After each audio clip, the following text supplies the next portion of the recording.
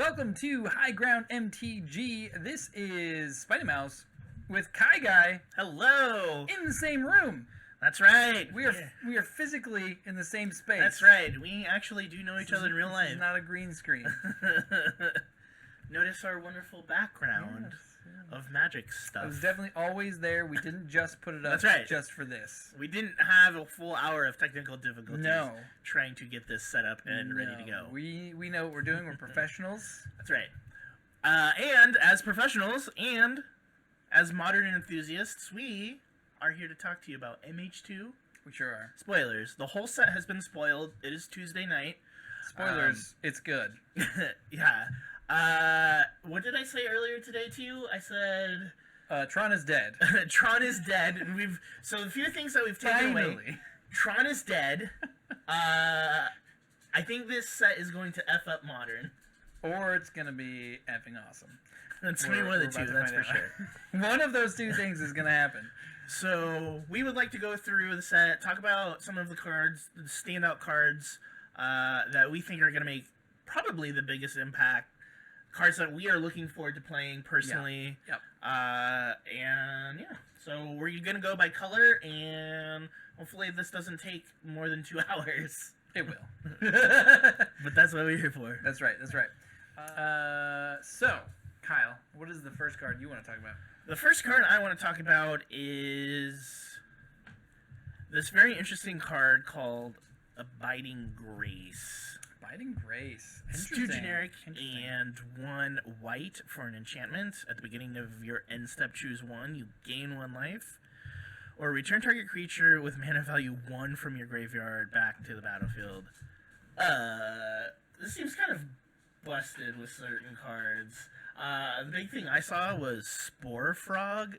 Sure, getting to fog every turn is interesting. Though I will say, there are definitely modern decks that can win around a Spore Frog loop. There are plenty of modern decks that just don't care if you fog every turn. But fogging is the best thing to do. I mean, I have made a fog deck. Let's be real. And I'll probably make this one. But I don't know if it's busted. At least not for that reason. There might be other reasons why it's busted, but I don't know if that's the one.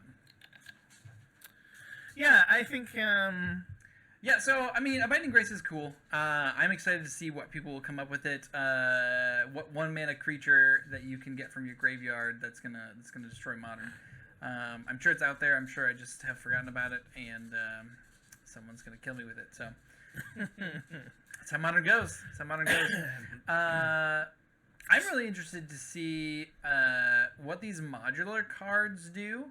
Obviously, Hardened Scales has been a deck for a while. We got two white modular cards, which is interesting. We've got Arcbound Javelineer, 1 white. You can tap it to remove X 1/1 counters from Arcbound Javelineer. It deals X damage to target attacking or blocking creature, and it has modular 1. So effectively, it will come into the battlefield as a 1/2. And then, you can do all sorts of shenanigan things. It is an artifact creature, soldier, in case that ever matters. And then we also have Arcbound Mouser, artifact creature cat, lifelink, modular 1, and it's a 0/0. So that one's probably less exciting. Obviously, the Javelineer can do more spicy things. But the lifelink is interesting, especially in the heyday of Prowess. We'll see if that deck survives Modern Horizons 2. But that is obviously a really big thing in Modern right now. So interested to see what modular will do to the Hardened Scales deck. Yeah, I think it's going to be interesting because the Hardened Scales deck is primarily green. Mm-hmm. So having to splash into white, I don't know if that's going to be difficult for them, or if it's just going to be... I mean, it's Modern, right? Colors don't matter. Yeah, that's true. Looking at you, Niv Mizzet. Yeah, seriously. Anyways, speaking of 1-mana cards that are going to be format staples, Esper Sentinel. It's a 1-mana artifact creature, human soldier. Whenever an opponent casts their first non-creature spell this turn, draw a card unless that player pays X, where X is Esper Sentinel's power. heuristic study stapled to a creature body. Indeed, indeed. It is a 1/1 body, just a 1-mana creature, but that means you get it down on turn 1. And you start getting that. Yeah, and if your opponent's got that money. removal spell, it just replaces itself. Good thing to note, too, this is on each turn. Yes, each turn, and the fact that it stacks. Yes. So if you get 2 of these down, I, as a humans player, I definitely think that this slots into that. Even like on a taxes level, I feel like you could do like a blue-white list with like this curve into Thalia, into Unsettled Mariner, and then people are just not going to be able to pay. Like I said, in a humans list where, Thalia's Lieutenant comes down and pumps us up, and all of a sudden it's 2/2, it's a 3/3, Yeah, I'm more excited for blue-white taxes than I have been in a long time. There's a few other cards we'll talk about, but blue-white taxes could be a real thing that just makes it so you can't cast spells. Yeah, be on the lookout for this one. This is going to be an all-star. This is going to be a format staple. Absolutely. If you're playing white and you can afford to play this, like even artifact, like the fact that it's an artifact creature too. Like, yeah, it's an artifact. The synergies are there with every single deck, and having that card advantage. Commander players are going to want this too. The Commander players care about it a little bit less, I think, but because his creature, right. but But I think this is going to be one of those staples and one of those cards that you are going to want to pick up ASAP. Absolutely. Going forward. So be on the lookout for that one. That one's an all-star in our book. Yep, for sure. Next up is Out of Time. So this is a 3-mana enchantment, 1 white. When Out of Time enters the battlefield, untap all creatures, then phase them out until Out of Time leaves the battlefield. Put a time counter on Out of Time for each creature phased this way. And it has Vanishing. At the beginning of your upkeep, remove a time counter from this enchantment. When the last is removed, sacrifice it. So this card is gonna do weird things.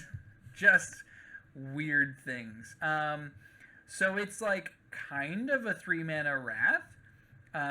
It obviously doesn't kill the creatures. Isn't this like a Teferi's, Teferi's Protection? Yeah, kind of? very similar to Teferi's Protection. It doesn't have I believe Teferi's Protection is instant speed. This is not. And obviously, they do get their stuff back.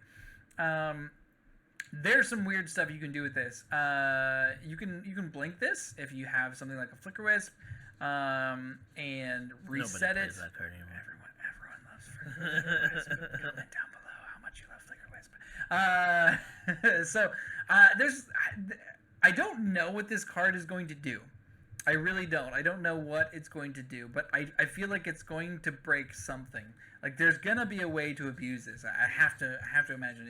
It's got too many weird things happening to not be abusable. Should be noted that Wizards really wanted to push the Enchantress deck. Yes. In this set, so there's a lot of synergies going on with enchantments in this set. So definitely could see that making an impact in Modern. For sure. All right, the next card, Sanctifier Invoke, double white, creature, human cleric, pro black and red. When Sanctifier Invoke enters the battlefield, exile all cards that are black and red from all graveyards. If a black or red permanent spell would be if a black or red permanent spell or card not on the battlefield would be put into the graveyard, exile it instead. Bye-bye, Dredge! I mean, guns blazing for you! This is, human also, just like a huge hate card. Just another human. It's a soft rest in peace, sort of, but only for black and red spells, which, obviously black and red is the big graveyard color. We are missing blue, and obviously Dredge has a lot of black and red things. It does have some blue things. But all of the big things that matter coming back from Dredge are for sure, going to be black or red, like your Ox or your, what's that zombie one? Yeah, all the zombies. All of them are black. What's that zombie one? You know the one I'm talking about. So it'll be interesting to see what this card does. Obviously, it's on a body. You can just play this in your main board if you really wanted to. I don't know if it's quite that good, but like you could. I feel like it's also like another safety valve for Wizards is pushing reanimator decks in this set as well. We'll go over some cards here later on, but I think this is also like a safety valve card too. For sure, that they want. for sure. So yeah, and I think probably it would have been too good maybe if it was just Rest in Peace stapled on a body. Maybe not though. Maybe not though. I don't know. We did get Leyline of the Void stapled to a body. We'll get to that one. So. Why does everything get better things than one? I don't understand. Anyways, yeah, I think it's a pretty solid sideboard card. For sure. You could even, I mean, it's not embarrassing to play in the main board, but no, especially yeah, depending on the meta. Solid sideboard card at the very least. So. Next card I wanted to mention. This is just gonna be a quick one because it's not amazing except for maybe in certain decks that I've seen people talking about. That is Sarah's Emissary. So Sarah's Emissary is a 7 mana for white. Unplayable. Unplayable, but maybe you can put it in your graveyard and get it back. Flying, as Sarah's Emissary enters the battlefield, choose a card type. You and creatures you control have protection from the chosen card type. Obviously, most of the time you're just going to name instant, I think, here, just to get rid of all of the removal spells that are possible. It's not going to work with the format or anything, I don't think, but as we were kind of mentioning, reanimation decks definitely seem like they're going to be a thing, especially with some of the new cards here. So keep an eye on this one. You know, I wouldn't pay $20 for it, but if you're reanimating things, it's not a bad target.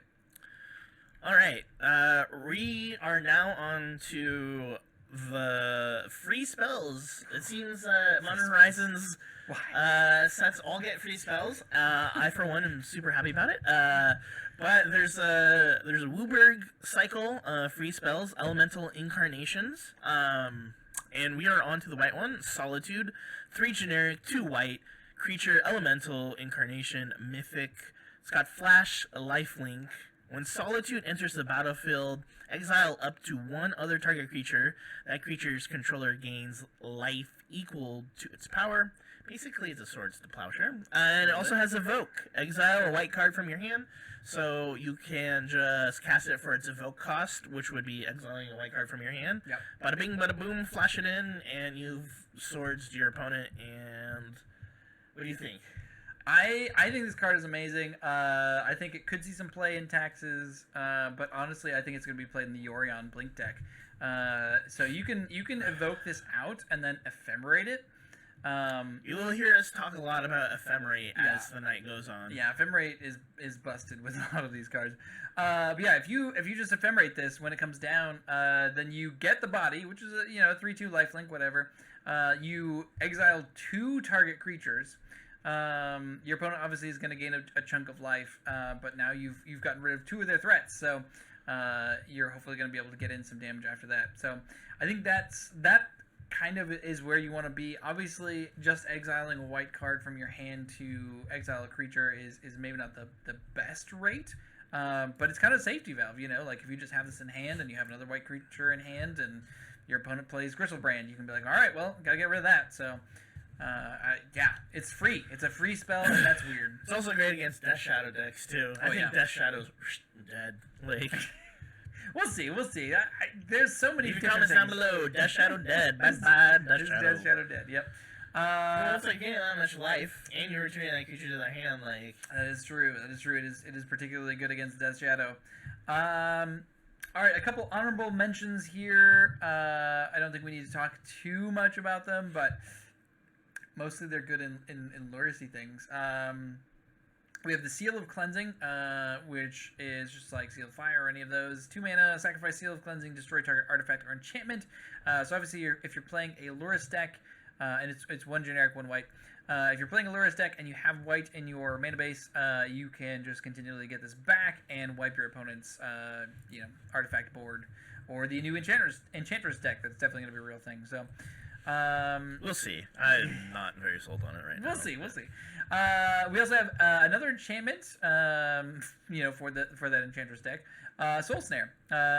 Soul Snare is 1 white, and you can pay 1 white and sacrifice Soul Snare. Exile target creature that's attacking you or a planeswalker you control.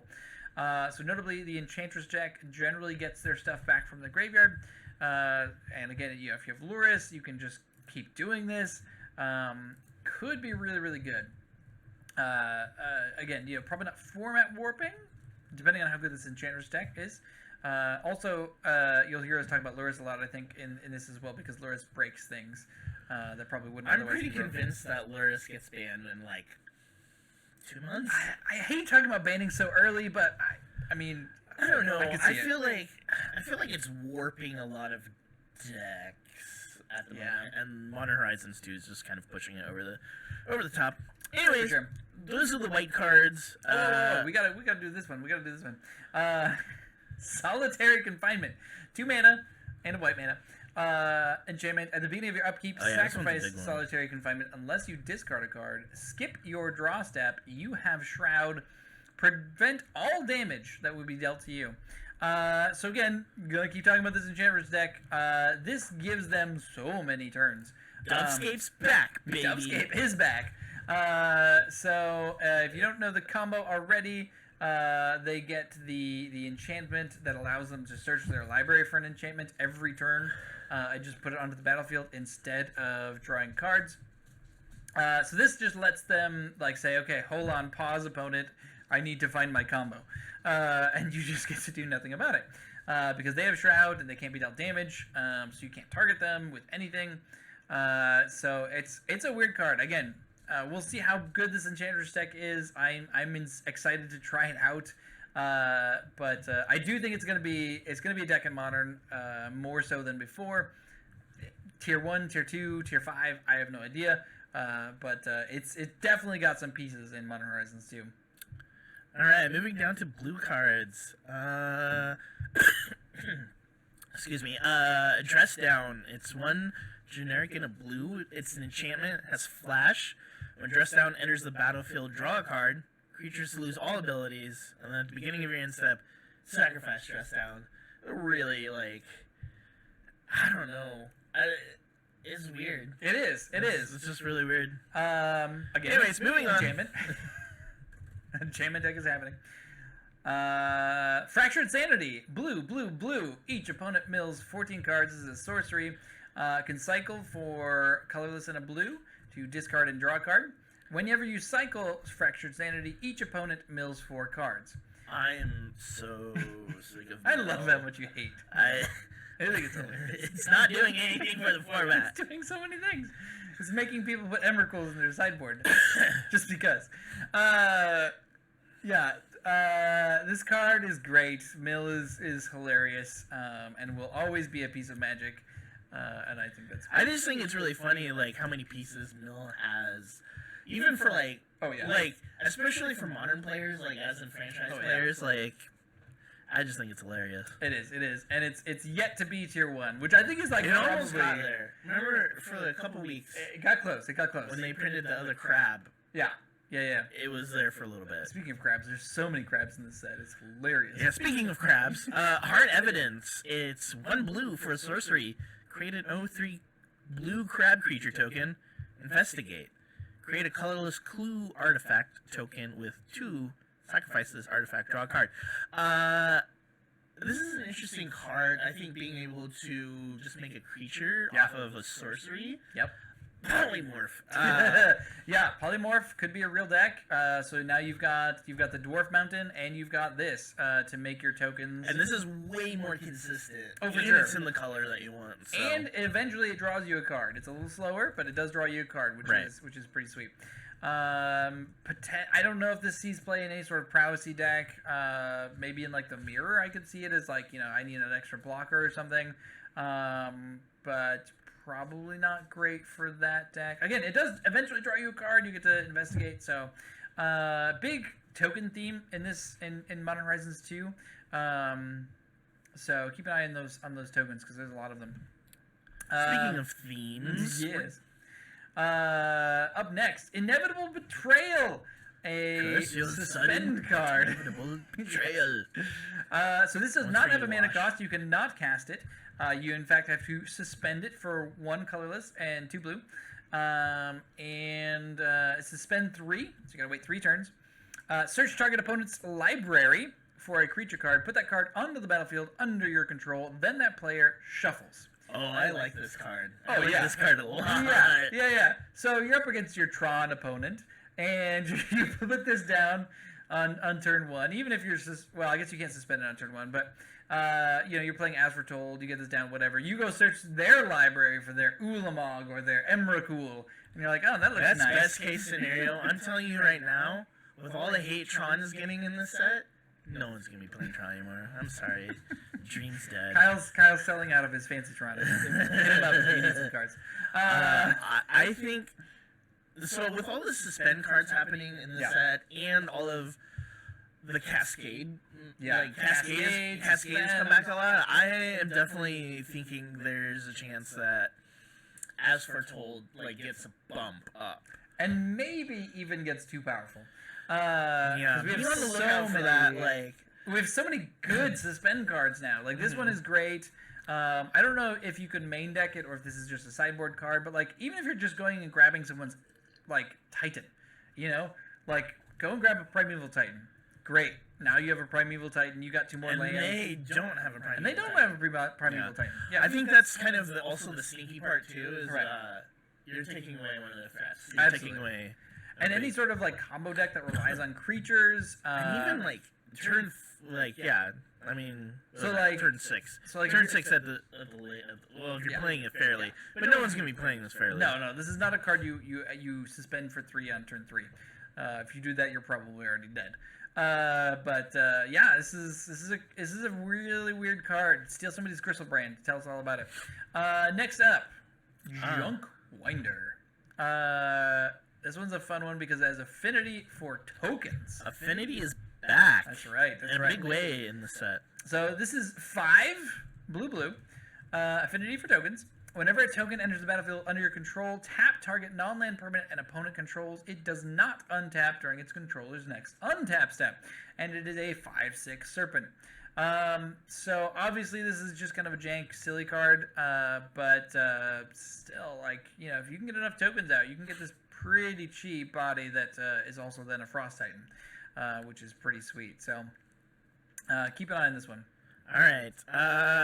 I just have to say this for the memes. Yes. Phantasmal Dreadmaw.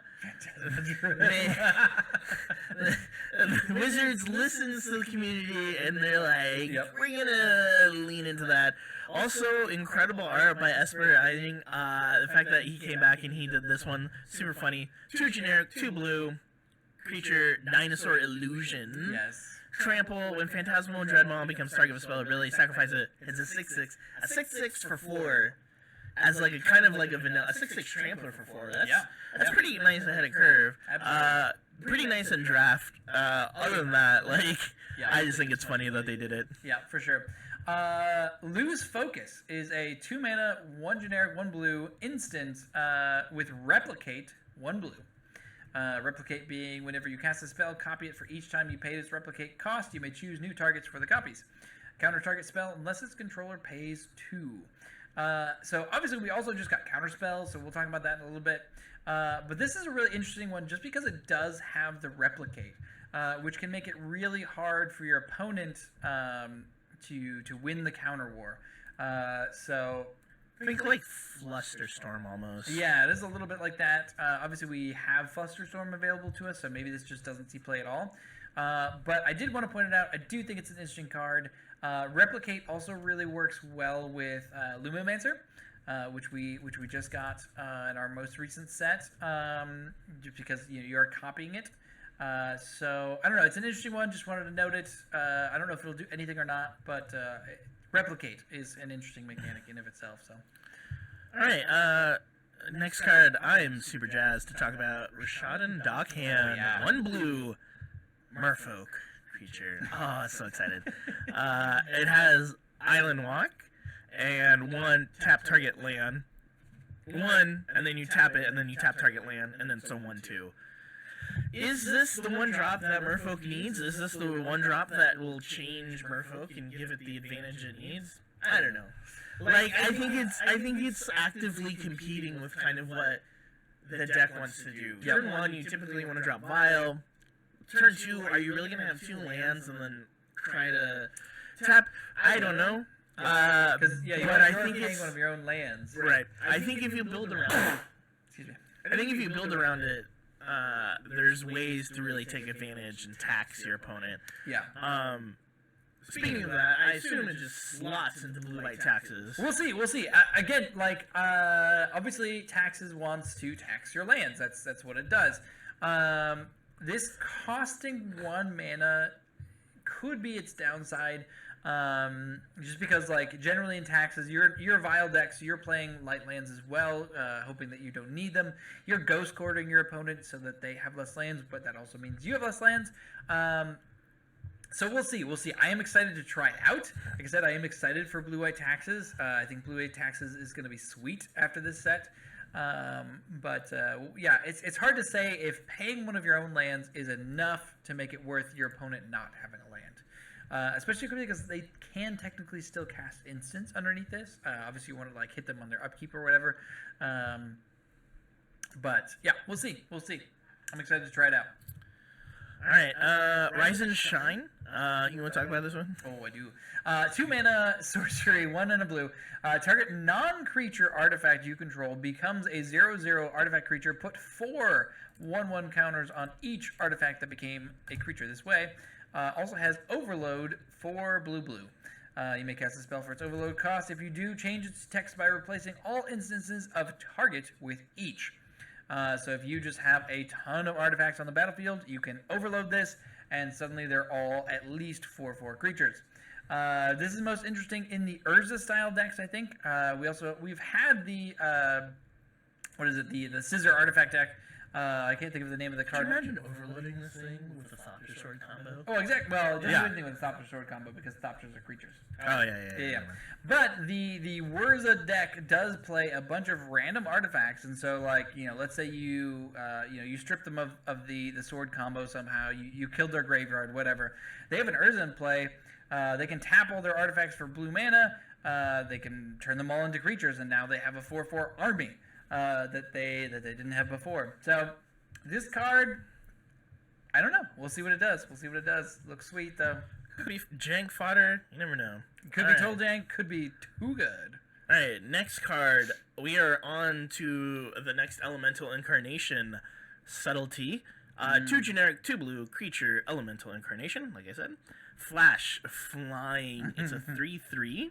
When Subtlety enters the battlefield, choose up to 1 target creature spell or planeswalker spell.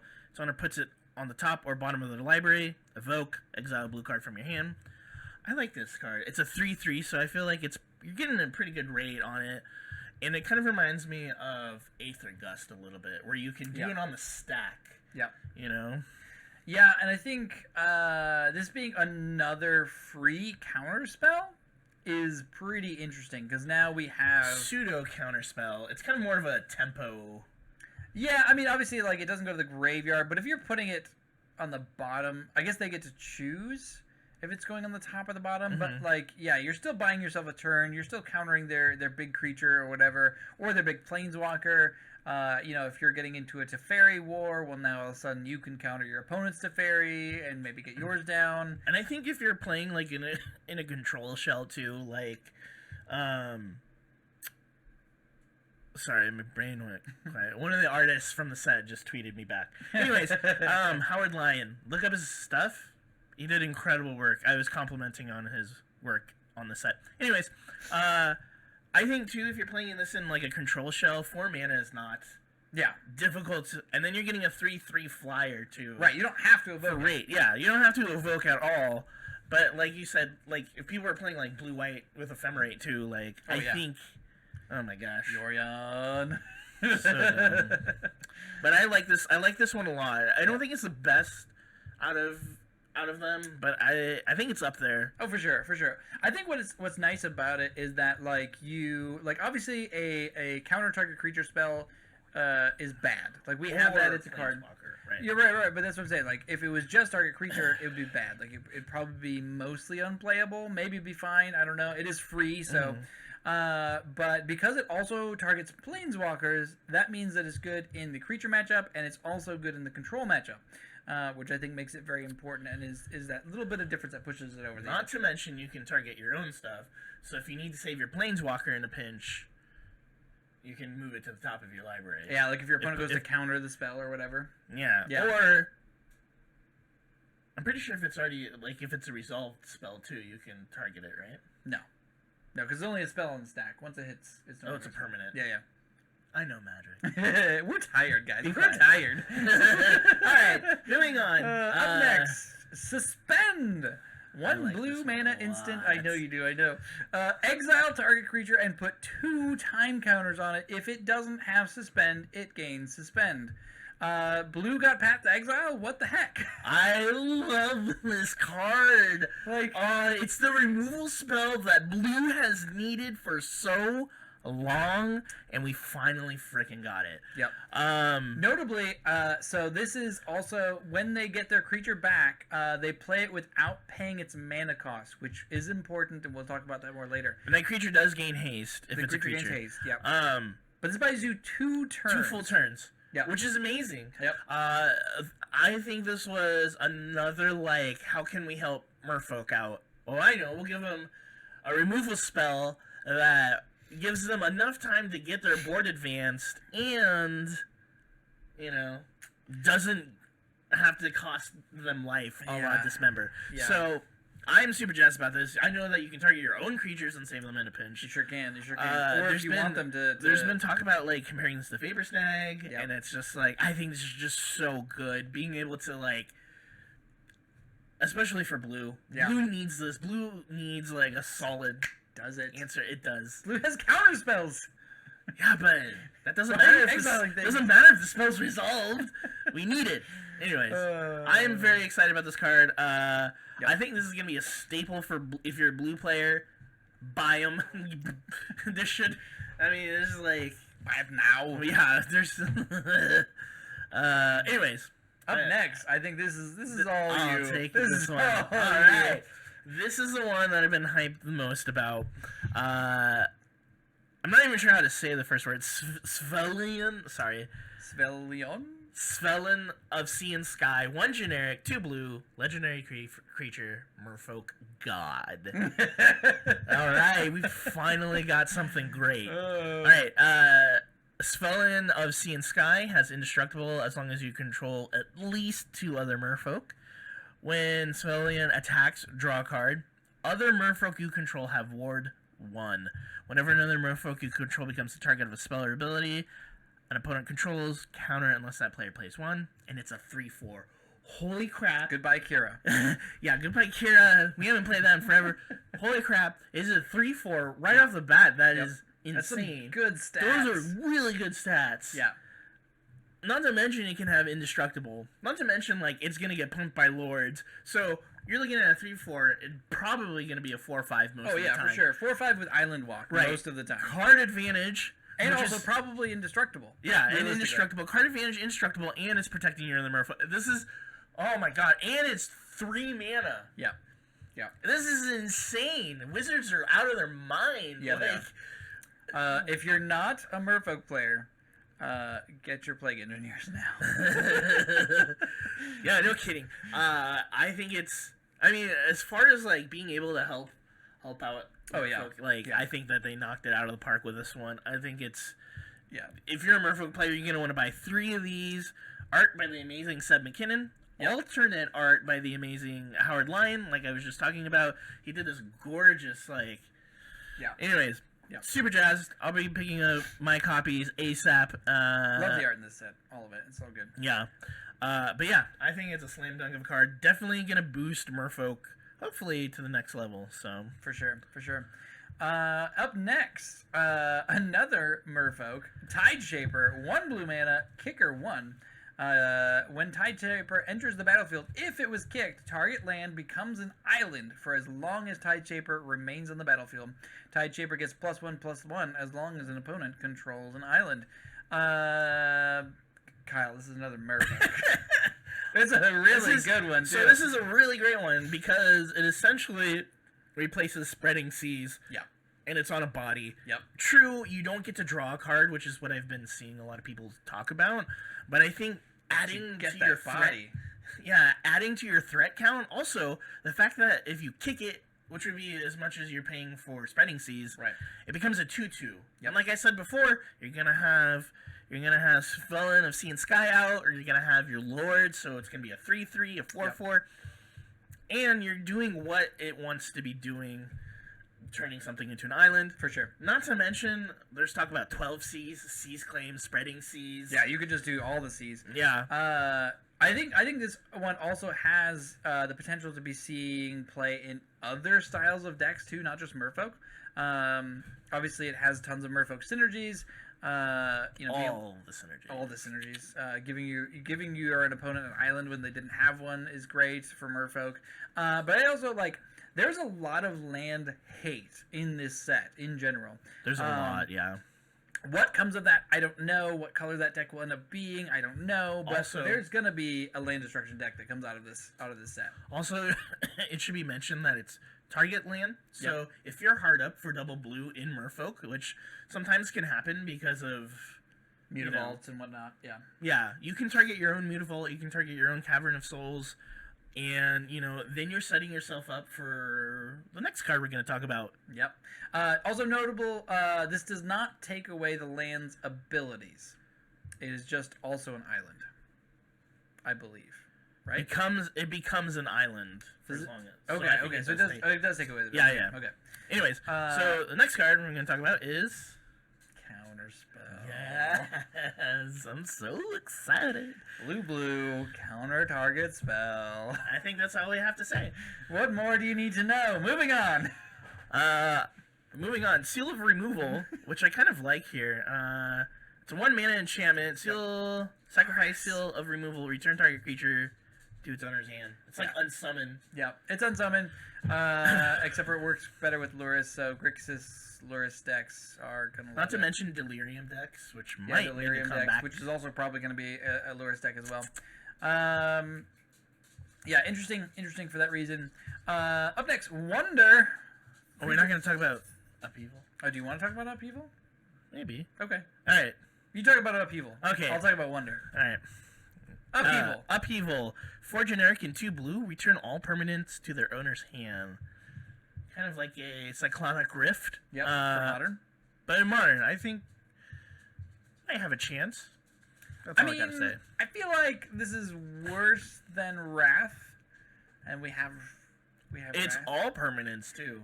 It is all permanent, so you're basically resetting. I think if this card is good, it'll be good in a deck that can somehow win without permanents on the battlefield. Which like that is a thing that a deck can do. There could be like a weird combo deck that comes out of this. I don't know. It's 6 mana. All right, that's enough about that. We'll move on to Wonder. Moving on to Wonder. 3 in a blue, flying incarnation. As long as Wonder is in your graveyard and you control an island, creatures you control have flying. So the question for this card is: does it see play in Dredge? Does Dredge need flying? Obviously, it doesn't do a whole lot else in that. You can't get it back from the graveyard in Dredge, at least not currently with their regular build. But this could just be another Dredge piece. They just have like one of in the deck, and suddenly you can no longer block all of their zombies and oxes and all the other things. So, pretty interesting card. I don't know if it sees play in anything else currently, but I feel like Dredge maybe wants this card. All right, next card. Murktide Regent. 5 generic, 2 blue. Delve. Creature dragon. Yeah. Delve. Yeah. Flying. When Murktide Regent enters the battlefield with +1/+1 counters on it for each instant sorcery card exiled with it. Whenever an instant or sorcery leaves your graveyard, put a +1/+1 counter on Murktide Regent. It comes in as a 3/3. But let's be real, it's going to be an 8/8. Oh, yeah. Yeah. This card is sweet. Yeah, I'm a super little jazzed worried about that it. we're seeing Hogak Part 2. 100%. We're calling it right here. This card's busted. It has flying, which I feel like is generally better than trample. Evasive. Yeah, like because most of the time your opponent's not gonna have a flying blocker. Right. So like, and it's instants and sorcery spells. Like this card Just feels all like you a have to mistake. do. All you have to do is fill your thing with. Oh, I mean, yeah. it's like Arclight Phoenix 2.0, right? Oh, yeah, Like, you're like Manamorphose, Manamorphose, Manamorphose. this card's gonna get Manamorphose banned. Finally, that card needed to go a while No, ago. absolutely not. Anyways, get your hands on this card as soon as you can. I think as a finisher, especially for Blue Moon, just like even if you're dirtling, like yeah. But I think this card's gonna find like a turbo copy list For sure. Just people are playing spell after Instant spell. sorcery, Yeah. Like I don't know. Like can you fit this in the prowess deck? Like I think you might be able to. You could. It's a possibility. I mean, what would you cut? Like, Cut the other flyer, I guess. yeah, but like, I guess like if you just get the big one, I don't know. Just get a big Be old on the flyer. lookout for this card though. It's Yeah. it's freaking insane. So For sure. Pack your graveyard hate, boys and girls and everybody. I don't know. Pack your graveyard hate. Up next, moving into black. First off, we have Bone Shards. 1 black mana, sorcery. As an additional cost to cast this spell, sacrifice a creature or discard a card. Destroy target creature or planeswalker. that seems pretty good. That seems pretty solid. Not like format warping, but just 1 mana, kill a planeswalker. Excellent. Love it. That's why we have counterspell, baby. Yeah. And obviously, like being able to sacrifice a creature or discard a card is pretty nice. Maybe you have an extra land that you're just like, whatever, I don't need this. Maybe you have an extra token that is just sitting out there that can't attack a planeswalker for some reason. Yeah, this card seems good. Next up, Archon of Cruelty, 6 generic, double black, creature, Archon, mythic, flying. Whenever Archon of Cruelty enters the battlefield or attacks, target opponent sacrifices a creature or planeswalker, discards a card, and loses 3 life. You draw a card and gain 3 life.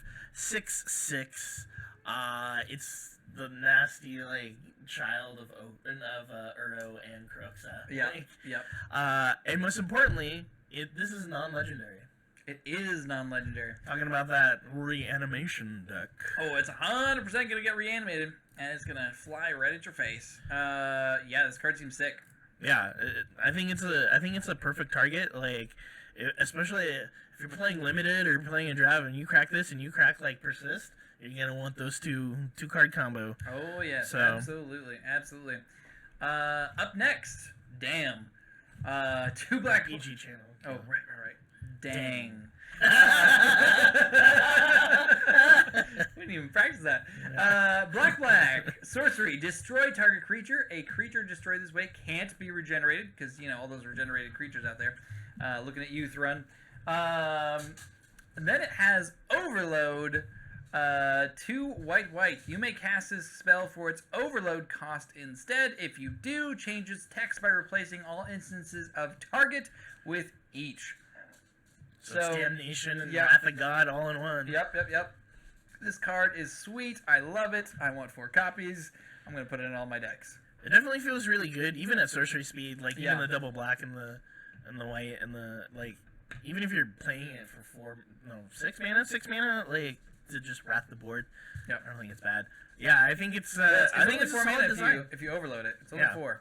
Huh? It's only 4 if you overload it. No, you have to pay 2 and the double white. No, So it's because 6. that's its overload cost. You may cast this for its overload cost. Yeah. Oh, so it is 4. Yeah. So it's literally just Wrath of God. Oh, 4 its overload. Yeah.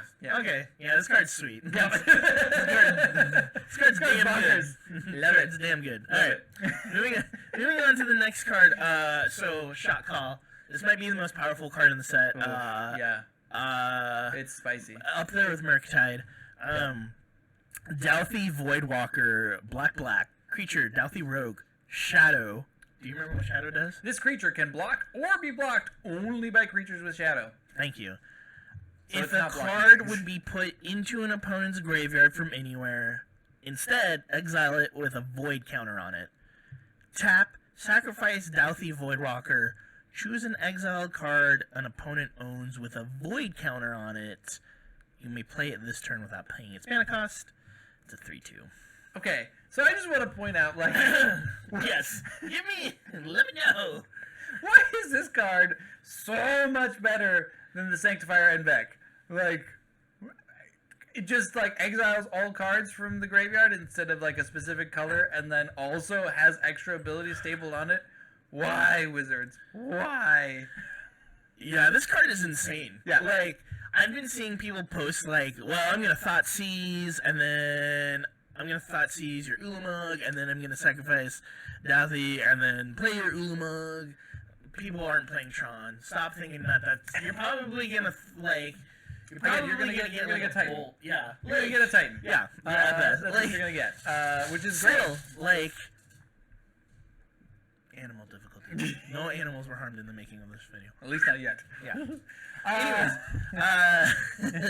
Anyways, yeah, this card's bananas. Yeah. Broken. Yeah, it seems like it's gonna be crazy. And again, it's graveyard hate that you just happen to have in your main. I'm not, and it's not legendary. It's not legendary, so you You can just play have 4 multiple. of, and it's a 3/2. Like nothing's gonna block this. It does not exile itself. So again, Luris, you can. Yeah. Oh yeah, and it synergizes with Luris. Yep. Well, and the 1 black mana target creature 3 mana or less, bring it back from your Oh graveyard. yeah. That's also a land that I've been seeing. Well, no, well, there's that one, but then there's also just like the regular one. What am I thinking of? I don't know. You'll figure it out. Yep. You know, down in the comments, tell me what the name of the card is. Yeah, so there's that card that exists. People played in the Lightning Skelemental deck to get back their Skelementals. Also, Undying Evil. Yep, Undying Evil is a Target creature card. gains Undying until end of turn. Yep, so... Targeted with that. Malachor Rebirth. Yep. There's Target so many creature- ways. Yeah, there's just so many synergies where it's like, you can sacrifice it and it will come back. Like, it's not... Yeah. This card is going to break Modern in half. We'll see. This It's one's it's gonna be good. expensive It's good. too. It's very good. Oh, Definitely pick up your playset. Next up is... what is Grief. this? Grief. Oh, yeah, Grief. Good grief. 2, black, creature, elemental, incarnation, menace. When Grief enters the battlefield, target opponent reveals their hand. You choose a non-land card from it. That player exiles that card. Also, it has Evoke. Exile a black card from your hand. So, free Thoughtseize. Again, With Ephemerate. with Ephemerate, really, really good. Really insane. Any of the cards we also just talked about with like the Undying Evil, you can cast that. I believe that it is an instant speed. So you just give it Undying, it evokes itself, so then it dies, and you get a second card from your opponent's hand. This card is sick. I love it. I will say that I think this is probably the best one out of the... Yeah, for sure. The It's white more one's proactive than reactive, and I think they were trying to make all of the cards like safety valves for like when you're tapped out, but like this is just like the white one's pretty mean. good, but this one's Mean. Yeah. Yeah, it's gonna suck when you get your hand just completely stripped, Yep. like 3 turns in a row, and you can't do anything about it. Yep. Anyways. Grab your ephemerates. Next card. Necrogoyf. Oh, I was gonna go next card. Oh. Break the ice. Break the ice. Double black. Oh, yeah, that one was... Destroy target land that is snow or could produce colorless. Overload. 4 generic. Double black. Why, Wizards? Why you hate Tron? Why you gotta hate Tron? I love this card. I will say, I think it's really nice that there's now incentive to not play Snowlands with every deck. As a quick, I gotcha. Because, like, this isn't embarrassing to put in your deck, just, like, because you can still hit, like, Field of Ruins or other, like, other generic, like, things that hit this. Yeah, you can hit a lot of different things like this. Everyone's obviously saying Tron, which is for sure there. But, yeah, there is quite a few lands in Modern that this will also hit. I don't know if this is going to stop people from just playing Snow Basics. Maybe it will. I guess it depends on how big this gets. I just like that there's now a cost. Yes. A very viable cost Yeah. to playing Snowlands. And also it has overload? Yeah, so you can lose all of your Snowlands. Yeah, or all of your Tronlands or whatever. Yeah. Oh, God. Pretty sick. No. Pretty sick. Love it, love it, love it. All right, up next, Necrogoyf, a.k.a. Godzilla. 3 black Necrogoyf's power is equal to the number of creature cards in all graveyards. At the beginning of each player's upkeep, that player discards a card. Madness, 1 black, and it is a star 4. So obviously you're not casting this for 5. That's not what you want to do. You want to madness this out. So if you can find a way to discard a card for free, and then pay 3 mana to play this card, that's pretty sweet. Maybe this card is too expensive to be a real thing. But just, I don't think it's playable. I think it's just come on. another non-playable Goyf from the long list of Goyfs. Into Necrogoyf. Come No on. one wants to play 3 mana. Like, I just don't think it. And, like, it's not even star. It's just star/4. Well, yeah. Well, yeah, it's gonna die to everything. Anyways, No, it doesn't matter. unplayable. Alright, next card. That is actually going to be played. Oh. Persist. Oh, yes. 1 generic, 1 black, sorcery. Return target non-legendary creature card from the graveyard to the battlefield with a -1/-1. Counter on it. This card's good. This card's so good. This card is going to be a backbone of Reanimator decks. Yes. The Archon that we were talking about earlier. All of the Archons. All of them are good Like with this card. anything that you could like. Any ETBs, any Gristle Brands, yeah, there's just like Self Mill is gonna be a thing, and then you're gonna play this card, and then you hopefully you're gonna win because you're gonna have Gristle Brand. Really, is what's gonna happen. But yeah, this card can also just be a fair card. You know, like you can just have good creatures in your graveyard. And I love the fact that like you don't have to sacrifice the Yes. creature that you just reanimated at the end of turn. The one thing I'm sad about, and I'm kind of upset, is we've got a Miss Meadow guy here, we've got a little Hobbit, and there are no Hobbits in this set, and I'm very upset about that. Well, we'll just have to wait until. Yeah, we're going back to Lorwyn, everybody. It's happening. All right, next card. Shot called. Profane Tutor. Suspend 2, 1 and a black. Search your library for a card. Put that card in your hand, and then shuffle. So if you're a combo deck that needs to find a specific card, there you go. You're gonna have to wait 2 turns for it. Obviously, you can only play this on turn 2. But again, we're hoping to not play this card for suspend. We're hoping to play this card off of Cascade, off of And even casting Electric it for Dominance. suspend cost, like. Yeah, I mean, even casting it at turn 2, waiting 2 more turns. Turn 4 in Modern is you can still be alive in turn 4. Maybe, if you're lucky. I mean, you know, we'll see after Modern Horizons 2. But yeah, so, you know, As Foretold's going to just, like, fling this out here. Also, really insane art by Richard Kane Ferguson on this card. Super Super cool. This card is going to make combo decks combo harder. Like, that's just... Yay, combo decks. Yay, lots of combo decks. There we go, yeah. Alright, next card. Sudden Edict. 1 generic, 1 black, instant. Target player sacrifices a creature. Oh, don't forget. And split second. Split second. Can't be countered. Can't put other spells on the stack. As long as it's on a stack. Yep. We already have Diabolic Edict. Do you think that this matters? Do you think that split second really, like, matters? Do you think that this card is, like...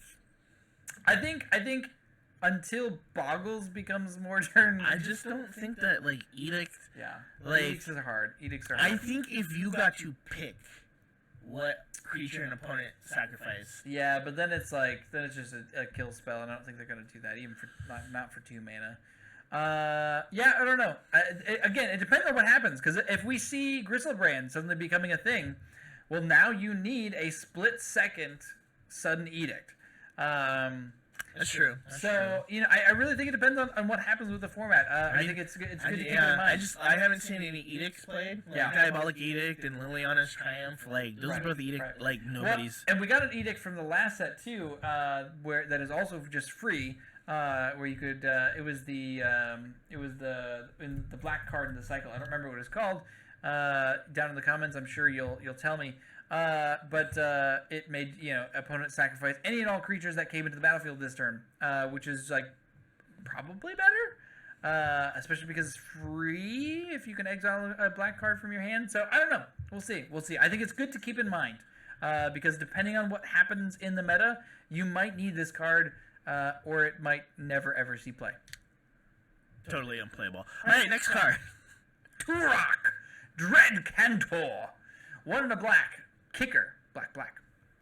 Protection from white. Whenever an opponent discards a card, put a 1/1 counter on Turok, Dread Cantor. When Turok enters the battlefield, if it was kicked, target opponent discards 2 cards at random. I like this card. This card is sweet. Protection from white is pretty good in a format with Path. Having kicker on it, I don't know how often you're going to kick this card. We did get Cabal Coffers in this set, which we'll talk about later, so maybe you do just kick it. I don't know. I mean, and if you're playing, which we will talk about too, Ignoble Hierarch. Oh, yeah. You kick this turn 3. Nykthos is also a card that... Yeah, Mono Black Devotion. I think there's decks where it's like even if you're drawing this late game and you're like, I think there's with the rack too. Yeah. There's just so many. And you can buy this back with Luris. You can buy everything back with Luris. Turns out. No kidding. Turns out Luris is really good.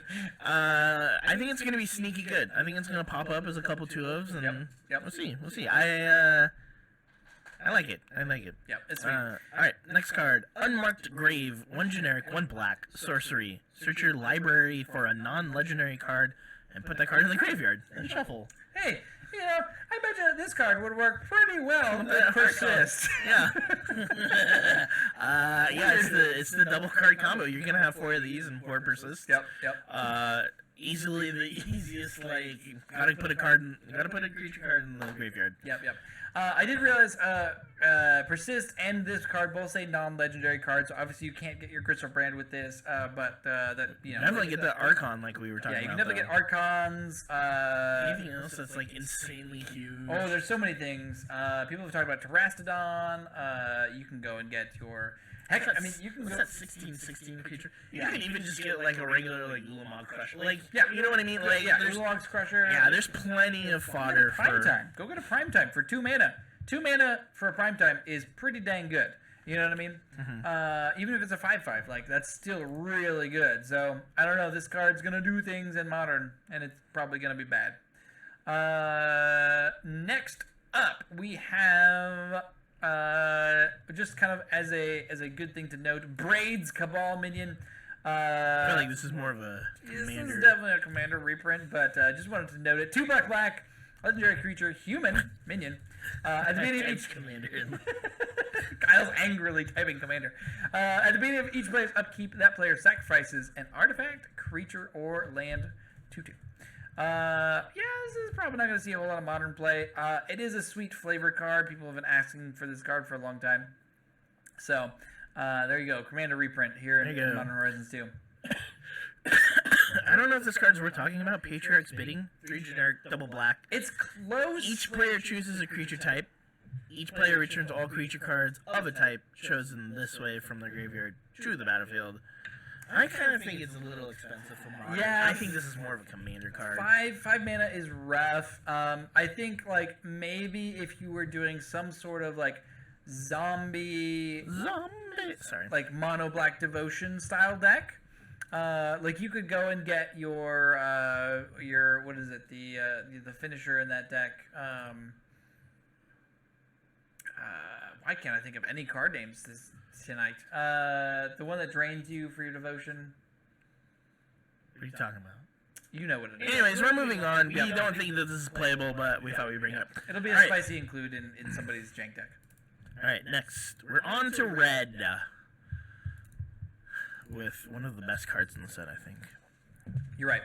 Blazing Root Walla, 1 red mana. What the No, this is actually a good card, though. This is, yeah, let's talk about it. I didn't know if you had one that was before that. But No. So Blazing Root Walla, 1/1 for 1. You can also pay red for Blazing Root Walla, gets +2/+0 until end of turn. Activate only once each turn. But you can madness this card for 0. Which is pretty nice. Which is pretty nice. So we have a lot of like filtering cards that like you discard cards to draw cards in red. That's a very red thing to do. Blazing Root Wall says you get to just draw those cards for free and get a creature out of it. So keep an eye on this one. I don't know if it's gonna be format warping, but it's just a solid card. Yeah, with just madness. a solid card. Solid card. All right, what card did you actually want to talk about, Kyle? The worst of the elemental cycle. Again, red gets the shaft. Yeah. We get Fury. Red doesn't get 3 free generic, spells. 2 red. Creature elemental incarnation. Double strike. When Fury enters the battlefield, it deals 4 damage divided as you choose among any number of target creatures and or planeswalkers. Evoke, exile a red card from your hand. It's a 3/3. Why? I mean, so Why is it why didn't it have flash? All these creatures have I guess Grief didn't have, No, but thankfully. I think this could have had flash. And it Yeah. could have been costed at 4, and you could have not given it double strike. yeah, you could red have gets the shaft. It could have gotten haste. I feel like maybe. Ace would have been good too. It's a very red thing to do. Yeah, double strike just seems weird. I mean, the thing you can it's do nice. is like if you're up against like a humans deck and they haven't grown too big, you can like ping down a couple things. Yeah, but you could just pay 3. I guess that it's free. I Yeah. don't know. I'm just not so sold on this. I think it's easily the weakest out of the bunch. Yeah. Who knows? Hopefully I eat my words, but I'm not. I don't know. I'm just not impressed. I'm really disappointed, especially after Modern Horizons 1. Yeah. And how that force just nobody plays that one. Yeah. The red and the black one are pretty much duds. Yeah. So. Up next, this card again. I don't know if it's gonna do anything or if it just looks cool. Breya's Apprentice, 2 mana and a red. When Breya's Apprentice enters the battlefield, create a 1/1 colorless Thopter artifact creature token with flying. You can tap it to sacrifice an artifact and choose one. Exile the top card of your library until end of your next turn. You may play that card, or target creature gets +2/+0 until end of turn. I don't know if the Urza deck wants this, but that's where I would see it. If Also, they have to splash into red. They would have to too. splash into red, but that's again, it's modern. Splashing Yeah. into color is not that hard. I think they already play some red sometimes, depending on the style of deck or which version you're running. So, it's close. I don't know if it's good enough, but I did want to note it. Alright, the next card we're going to talk about, Bloodbraid Marauder. Note Bloodbraid in the name. it's 1 Bloodbraid. generic, 1 red. Creature, Human Berserker, Bloodbraid Marauder, can't block. Delirium. This card has Cascade as long as there are 4 or more card types among the cards in your graveyard. Remember all the suspend cards we're talking about? Oh, yeah. I mean, And it's a 3/1 at boot. yeah, but the suspend cards don't go in your graveyard. They go in your. No, I'm talking about it having Cascade as long as you have Oh, Delirium. I see. I see what you're saying. Yeah. So it's a 3/1 that has Cascade. If you can get Delirium on, Delirium is harder to get. don't do this to me. I gotta make it work, and this card is gonna be One key day, piece. Kyle will have his Delirium card. One day. I just want to play Grim Flare. That's too much to ask for. Yeah. I mean, what are you gonna Cascade into? Obviously, 1-drops, but yeah. I mean, even if it's a 2-for-1, I think you're still getting a 3/1, which is at 2 mana is pretty decent. Yeah, it's all right. It's all right. So I'm sold on it. Co-host over here is not. Watch this be the terror of the format. I'm gonna love when it's I you will be lose so to it, happy and I'm for just you. gonna be I like, will be yes. so happy for you. Yes. All right. Up next, Chef's Kiss. 1 red. Gain control of target spell that targets only a single permanent or player. Copy it, then reselect the targets at random for the spell and the copy. New targets can't be you or a permanent you control. This card just looks like fun. I don't know if it's gonna be good or what. But there's some weird things that do target stuff. You can counter a cryptic command and make it target your own opponent. I don't know. This card is weird. I just want to point it out. That's all I have to say about it. Moving on. Next card. Dragon's Rage Channeler. 1 red. Creature. Human Shaman. Whenever you cast a non-creature spell, surveil 1. Delirium. As long as there's 4 more cards among card types in your graveyard, Dragon's Rage Handler gets +2/+2, has flying, and attacks each combat. If able, it's a 1/1. We're looking at the new Delver of Secrets, ladies and gentlemen. We got it. We're gonna make it work. New Delver of Secrets. Regular Delver of Secrets isn't even good. Yeah, but you're surveilling with this. Yeah. It's already doing what you want to do, baby. And you're getting a +2/+2. But is this better than any creature in the Prowess deck? Quiet. I'm just saying, you get flying and it becomes a 3/3 and it attacks. And every time I just think this card's good. It could be good. It could be good. It could be great. All right. Glimpse of Tomorrow. Suspend. Red. Shuffle for 3. Shuffle all permanents you own into your library. Then reveal that many cards from the top of your library. Put all non-aura permanent cards revealed this way onto the battlefield. Then do the same for aura cards. Then put the rest on the bottom of your library in a random order. This card is bonkers. Chaos. So what you do with this card is you get an Emrakul for free by having all instants and sorceries in your deck. You cast this off of Electro Dominance, and you sacrifice your token that you happen to have, and then now you play have that crab token we were talking about. Yeah, that crab token that you made, or the dwarf token from the mountain you made. And now you have an Emrakul on turn 2. Be on the lookout. Yeah, I agree. It's gonna be ridiculous. Yep. All right, next card. Next up. Faithless Salvaging. Wizards did us dirty. Wah, wah, 1 generic, 1 red. Discard a card, then draw a card. A rebound. Instant. Bound and rebound. God, my dreams of like reanimating Faithless,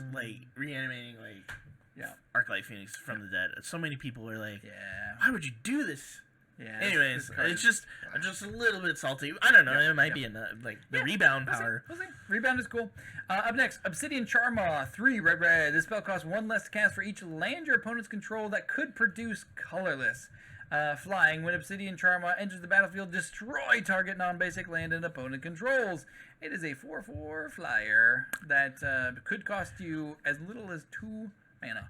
And that seems pretty sweet. Again, and it destroys a land. Wizards hates Trump. It really does. Like, it's just the same. I do think though, like we kind of talked about earlier, there's a lot of lands in Modern that can produce colorless. It doesn't have to only produce colorless. It just has to be able to produce colorless.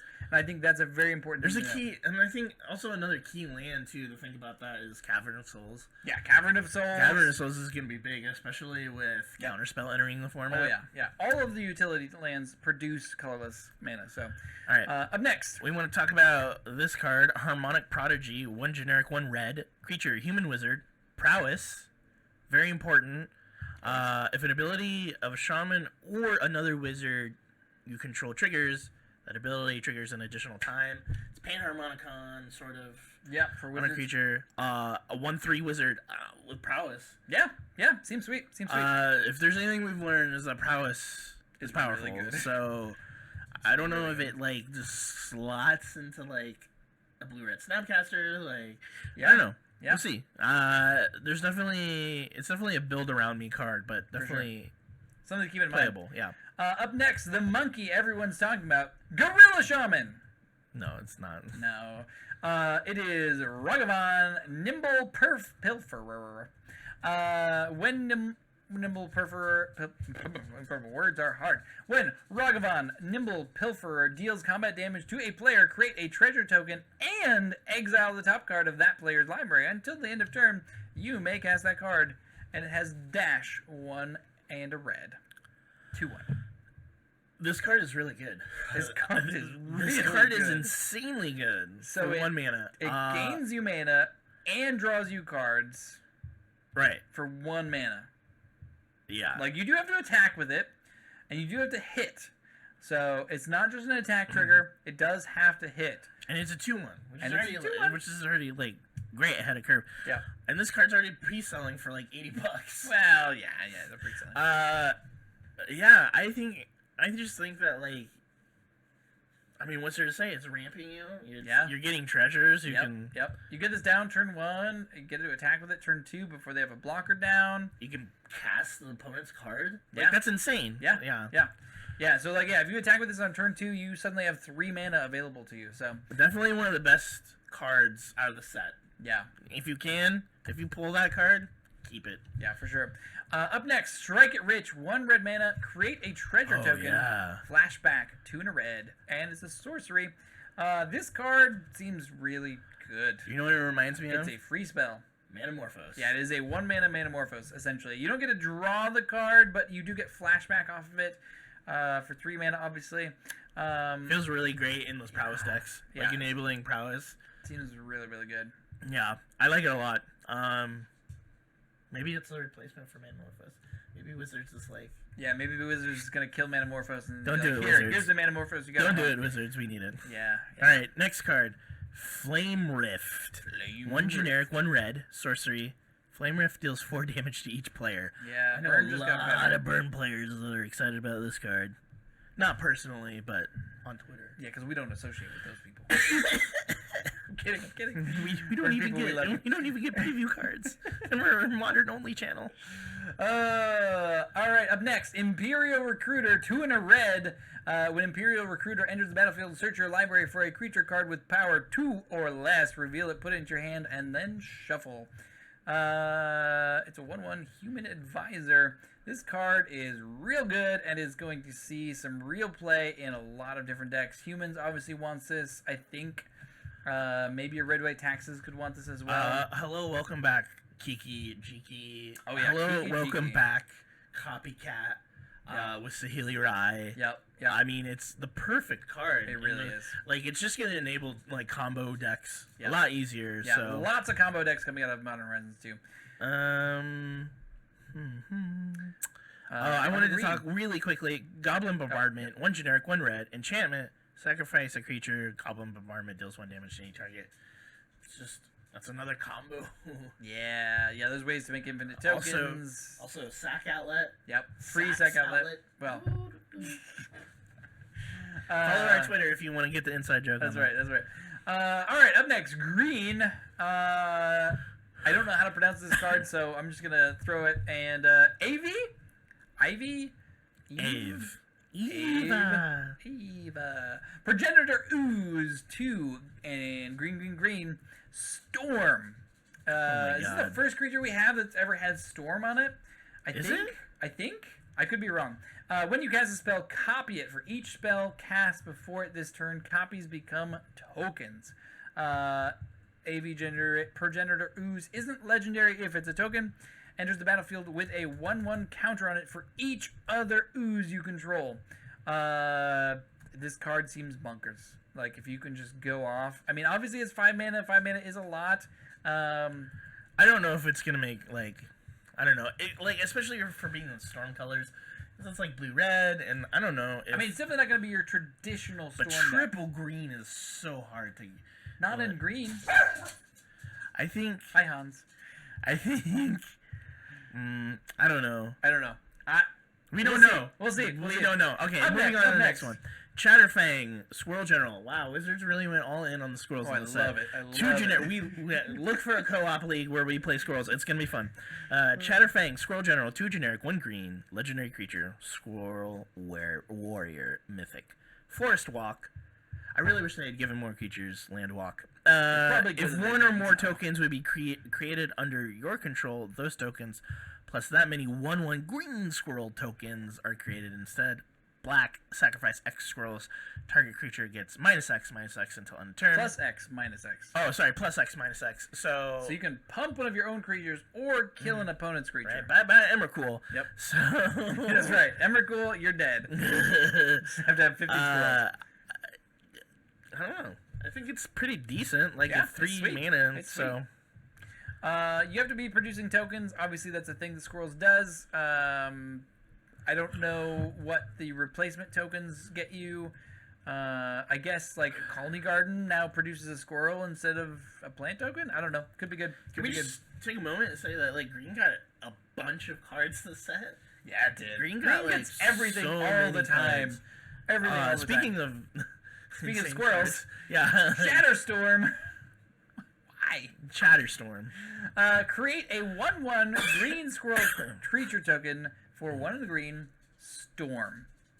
I mean, that is really good. Why? For being so cheap. Yeah, Remember the super storm good. scale? Remember how Mark Rosewater was like, never storm again. we're never going to make anything on the storm. No, forget that. This is gonna make so many squirrels. So Yeah. many squirrels. Which is great. Great for the squirrel archetype. So. Yep, for sure. Up next. Chitter Spitter, 2 generic, 1 green for an artifact. At the beginning of your upkeep, you may sacrifice a token. If you do, put an acorn counter on Chitter Spitter. Squirrels you get +1/+1 for each acorn counter on Chitter Spitter. 1 green, tap, create a 1/1 squirrel creature token. The art on this is just hilarious. It's just this little squirrel, like doing a little motorized thing and spitting out an acorn out of this magical box. Like what? What is happening? What is happening? Up next, Endurance, 1 green flash reach. When Endurance enters the battlefield, up to 1 target player puts all cards from their graveyard on the bottom of their library in a random order. Evoke, exile a green card from your hand. I will say, I think this is the second best one. you think so? I would say third. I think because it also has reach and it's a 3/4 body. Not to mention you can cast it for 3. Yeah, I mean, I think the casting cost is what makes it. It's probably the most castable. I don't know. I mean, its effect is only good in certain circumstances. It's great against Mill. It is great against Mill. Stupid Mill. It is great against Mill. So sorry, Mill, you're still not going to be good. But it's very situational. So I get think that, but I still think like a 3/4 body. I mean, it's solid. It's a solid card. But I don't know if it compares to the white and black ones, which feel a little bit more like always good. But anyways, up next, Fey Offering, 2 generic, 1 green enchantment. At the beginning of each end step, if you've cast both a creature spell and a non-creature spell this turn, create a clue token, a food token, and a treasure token. That's a lot of value for casting 2 spells. That's a lot of tokens. And if you have your squirrel lowered out instead of those, you're getting squirrel tokens. So there you go. Yeah, I think it's got some combo potential. For sure. All you gotta do is cast 2 things. Yeah, just cast 2 things. Next up, Gaia's Will, suspend 4, 1 green. Until end of turn, you may play lands and cast spells from your graveyard. If a card would be put into your graveyard from anywhere else this turn, exile that card instead. This card is busted. What? No, it's fair. Also, why is it green? Why is it green? Isn't that Yawgmoth's Will? It is literally Yawgmoth's Will. That makes more sense to be green, though, because of... Why? What about that as green? Because green's more powerful than black. I quit. Yeah, this card is stupid powerful, and it's going to be played in the Azrael deck. Emphasis on the stupid. Yeah, emphasis on the stupid. Up next. Up next. Oh, I'm excited about this card. Oh, me too. Ignoble Hierarch. 1 green creature, Goblin Shaman, Exalted. Tap, add black, red, or green. It's Noble Hierarch, Oh, but a goblin. Yeah. The inverse of Noble Hierarch, pretty much, giving you the rest of the colors of the super good color pie. Does this Jund? Does this? I feel like it Jund. Does this go into Jund? Turn 2 Liliana? Yeah, everybody says that, but you can do that already with like Birds of Paradise. I mean, you could, but this is better than Birds of Paradise. Yeah, I guess that's true. Because it has Exalted. And it, because like... What I'm really excited for, and I know you are too, Eric, I got an eye on you, Infect.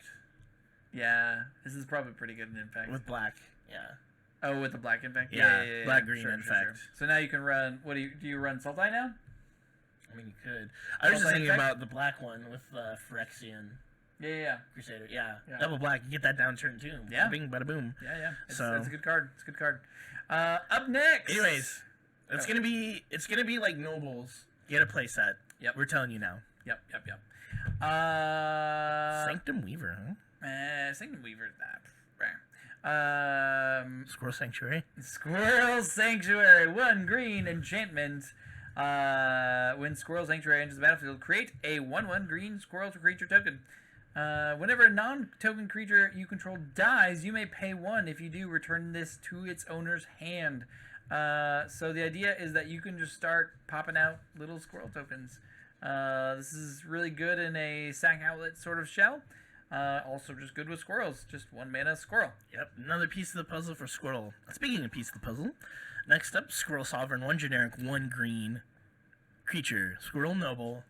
I love Other it so much. squirrels get +1/+1, and it's a 2/2. Can I just say for a split second how amazing this flavor text is? Oh, yes. Calling back Goblin King. Yep. Look it up. It's really funny Hilarious. how they Hilarious do it. The flavor text on this whole set has just been just perfect. This one especially had me like rolling when I figured it out. I was like, yeah. oh my gosh. Oh yeah, for sure. But yeah, Squirrel Lord. Yep, just straight up squirrel load. Up next, Sylvan Anthem. Green creatures you control get +1/+1 whenever a green creature enters the battlefield under your control. Scry 1. Great for the Squirrel deck. Again, why wasn't this white? Come on, Wizards. Yeah, super good for the squirrel deck. Super good for green. Stop it. Do you play this in Elves? Is this like a bonus for probably, Elves? Probably. Yeah, I mean they can get it out like super quick. I don't know. It seems pretty good. All right, next up, Thrasta, Tempest's Roar, 10 generic, 2 green. The spell costs 3 less for each other spell cast this turn. Trample haste, trample over planeswalkers. Pretty self-explanatory. Yep. Thrasta's Tempest Roar has hexproof as long as it's entered the battlefield this turn. 7/7. I think this is Elves' new You think so? finisher. I don't know if it's Better Elves' new than finisher. way better than Craterhoof Behemoth. I No, think. because it doesn't give all your other stuff. Like it doesn't make all your other stuff bigger. You don't need it. You just get it down on turn 2. Bada bing, bada boom. You get down your nobles, and you get down. You get down the one that Maybe for 3. I think that this. I don't know. Don't count this card out just because it, like. I think it's good. I think it's good. I don't know if he's playing elves. Also, if you're playing with Sylvan Anthem, it's gonna be an 8/8. That is true. That is true. Up next, Tireless Provisioner. Landfall. Whenever land enters the battlefield under your control, create a food or a treasure token. It's 3/2. This card is obviously like Tireless Tracker, but different. It doesn't grow like Tireless Tracker does, but being able to make treasure tokens every time you get a land is really interesting. So keep an eye on that card. Up next. Up, Verdant Command, 1 generic, 1 green, instant. Choose 2. Target player creates 2 tapped 1/1 scroll green tokens. Yep. Counter target loyalty ability of a planeswalker. Exile a target card from a graveyard. Target player gains 3 life. Again, it's just a weird like 2 mana command. Yep. You just get to run in your main board green deck. You know, this reminds me of Archmage's Charm from the last set, where it was just like a one-of cycle. Yeah, for sure. Up next is Enchantress's Presence. 2 and a green. Whenever you cast an enchantment spell, draw a card. Does Boggles run this? Can Boggles run this? Is this too expensive for Boggles? I think it's too expensive. I will say that I think Boggles could probably run Verdant Command, though. That is true. All right. It's going to be good in the Enchantress deck, so again, keep an eye out for that. Up next, Carrion Ranger. Can you tell me what the hype is about this card? Okay, so... Well, explain it first. Yeah. 1 green. Return a forest you control to its owner's hand. Untap target creature. Activate only once each turn. So if you've got your Elf Lord out that taps for 1,000,000 mana, you can untap it by returning a forest you control to your owner's hand. You can then replay that forest, then tap that forest again for 1,000,000 mana. There's other things you can do with this. Being able to untap. Spoiled it. Everyone was like hyped, and I was like, I'm like missing the synergy. But... Yeah, I think Elves is gonna love this. I think there's also other combos you can probably do. Yeah, but they're not gonna love it more than. What's that? Frosta. Tempest Roar. I mean, they might. If you're an elf player, looking at you. Get at us. Trask swipe. Up next, Squirrel Mob. 1 generic, 2 green. Squirrel Mob gets +1/+1 for each other squirrel on the battlefield. pretty self-explanatory. The thing is gonna grow. It's like, what is that? Coat of arms? Like. Yeah. Basically. Up next, Titania, Protector of Argoth, 3 green rain. When Titania, Protector of Argoth, enters the battlefield, return target land card from your graveyard to the battlefield. Whenever a land you control is put into a graveyard from the battlefield, create a 5/3 green elemental creature token. Are we just seeing like more tools for prime time? Yeah. Stop with the prime time decks, wizards. And also a long We're time. tired of enchantment. Like, what is that? Dryad. Yeah, Dryad of Elysian Grove. Grove, Stop yeah. with the prime time help. I also really like this in the frog deck. I've played it for the channel before. This is sweet in that deck. The frog deck? Yeah, where you're sacrificing your own lands to draw cards. Oh, Yeah. It's sweet. It's sweet. All right, up next, Yavimaya Elder. 1 green. When Yavimaya Elder dies, you may search your library for up to 2 basic land cards, reveal them, put them into your hand, then shuffle. Pay 2, sacrifice Yavimaya Elder, draw a card, and it's a 2/1. Could be good in the Titan deck, could be do nothing. I think it depends on if you can cheat this out quickly, and how many basic lands you can fit into your deck. Alright, final green card. Glimmerbairn. 1 green. It's an oof. Sacrifice a token. Adorable picture. It is really, really cute. Sacrifice a token. Glimmerbairn gets +2/+2 until end of turn. Yeah, just good. Solid. On to the multicolored. Ooh, man, we got through all 5 colors. We sure did. This is a full review. First time we've done a full review. You wanted it, and you didn't want it, but we were giving it to you anyway. Whether you wanted it or not, it's here. Let's see. We spent so much time setting up tech. I know, we did. Up next is Arcbound Shikari. 1 generic red and a white. First strike, Cat Soldier. When Arcbound Shikari enters the battlefield, put a 1/1 counter on each other artifact you control. Modular 2. So it's a 2/2 with first strike, but also puts a 1/1 counter on each artifact you control when it enters the battlefield. It seems... I don't know if Hardened Scales can run this because it's the wrong colors entirely, but it seems really interesting. I don't know what that deck can splash, but if they can splash this card, it feels really good. Yeah, I agree. I think having more modular tools. Yeah, it's modular. It grows all your other stuff. Mm-hmm. It does exactly what you want to do. I mean, if you've got the token doubler, not the token, the counter doubler on the battlefield, this is putting 2 counters on each of your creatures. Right. Yeah, seems busted. All right, next up.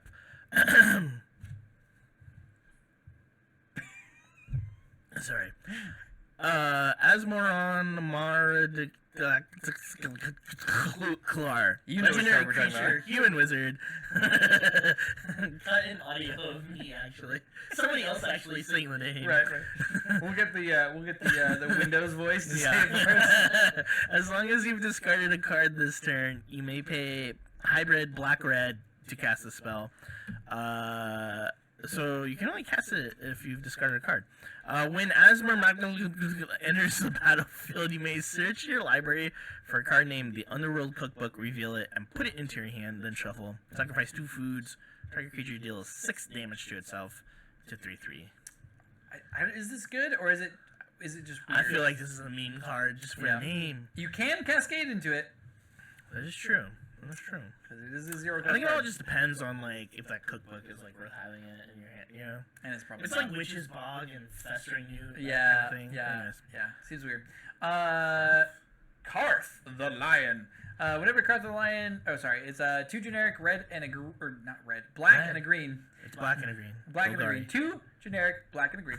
Whenever Karth the Lion enters the battlefield or a planeswalker you control dies, look at the top 7 cards of your library. You may reveal a planeswalker card from among them and put it into your hand. Put the rest of the bottom of your library in a random order.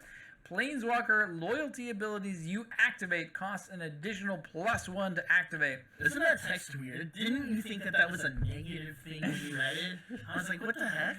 Yep, but no, that is a very positive thing. That's like a doubling season almost, or it's an extra almost, one. Kind of. Yeah. That's a very interesting ability that we haven't seen. Well, if you have like a -1 on your Planeswalker, now it just costs 0, so like it doesn't do anything. Oh yeah. Yeah, it's real interesting. It does cost 4. It's a 3/5. I like that big defense. Yeah, 5 is pretty nice. Yeah, so you can sit this in front of your Planeswalker so they don't die, and if they do die, you get to search for your next one. So I mean, it's pretty decent if you're doing like a Super Friends deck. Yeah, for sure. Maybe even you could maybe do Jund. All right, now moving on to the next card, a Dakon Shadow Slayer. one generic, one white, one blue, one black. So Esper, Yes. legendary planeswalker, Dakin. Dakin Shadow Slayer enters the battlefield with a number of loyalty counters on him equal to the number of lands you control. So at least 3. +1 Surveil 2. -3 exile target creature. -6 you may put an artifact from your hand or graveyard on the battlefield. And this card is absolute trash. I don't think it's. You don't think so? No. So It's just so like not like Surveil 2 for like It's it, got- it dies instantly if you're trying to like protect it. Like well, not necessarily. Depending on like what turn 2 you thumbs play. down. I think this card could see play. We'll see. No, I don't think so. Absolutely, it's gonna be. What was the last planeswalker last time? I don't know. Exactly, it's gonna be that. I don't know. Sorry. Up next. Amazing art by Richard Kane Ferguson. Yes, though. for sure. Up next, Garth, One Eye, Wooburg, white, blue, black, red, green. Tap, choose a card name that hasn't been chosen from among Disenchant, Brain Geyser, Terror, Shivan Dragon, Regrowth, and Black Lotus. Create a copy of the card with the chosen name. You may cast the copy. You still must pay its mana cost. 5/5. Again, I think this is a very heavily leaning towards Commander. For sure. Maybe playable in Modern. Niv Mizzet decks are a thing. I don't know. This card's weird. It's very interesting. I do like the space Yeah. of like we're gonna give you a Black Lotus. Yeah. But not Even though they're not printing tokens to get around the clause and people are mad about it, but Yeah. whatever. People can stay mad. All right, next up. This one's definitely going to see play Yep. in Modern. General Feroz Rorkrick. Ferris? Ferris? I don't- Ferris wheel. Hmm. And, all right, General Feral Roker. One generic, one red, one white. Legendary creature, human soldier. Hexproof from monocolored. Yep. Very great ability.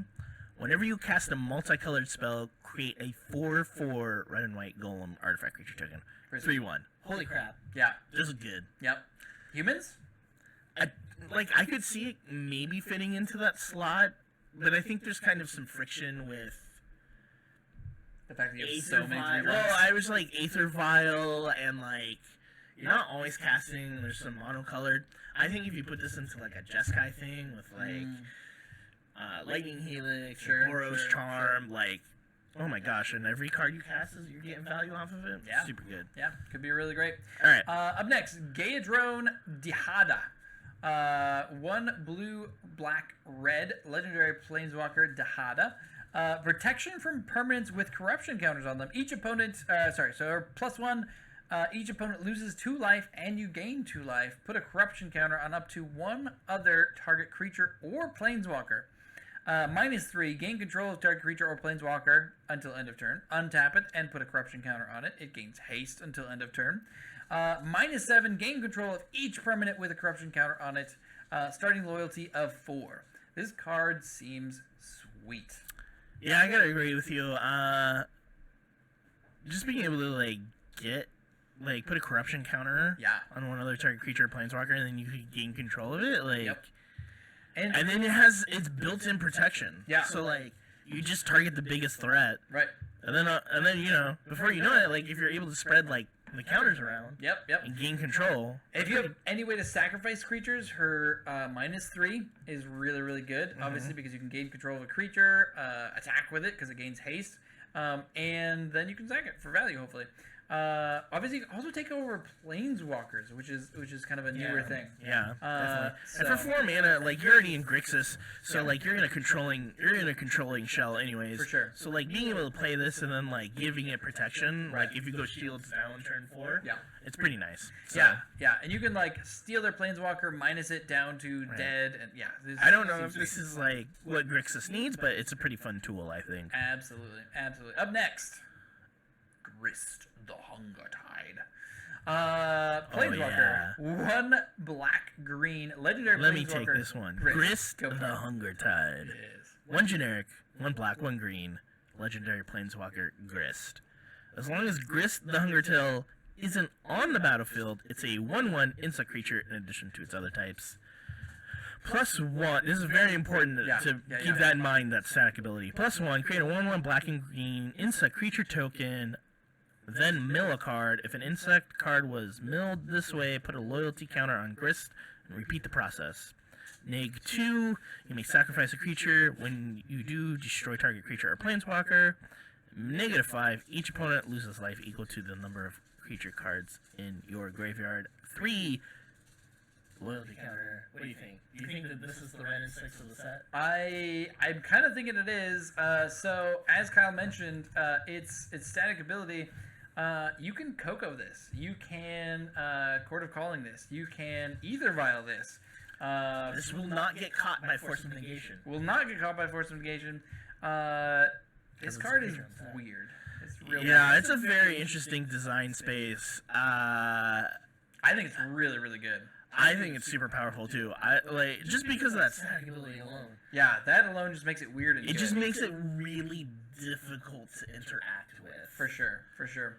Be on the lookout. This card's gonna be $1 million. Oh yeah, for sure. Get it on Moto. It's gonna be $70-$80 on Moto. Absolutely, absolutely. I think it's one of the chase cards of the set. For sure. All right, up next, Lonus Cryptozoologist, green and a blue. Whenever another non-token creature enters the battlefield under your control, investigate. Then you may tap and sacrifice X amount of clues. Target opponent reveals the top X cards of their library. You may put a non-land permanent card with mana value X or less from among them onto the battlefield under your control. That player puts the rest of the bottom of their library in a random order. It is a 1/2.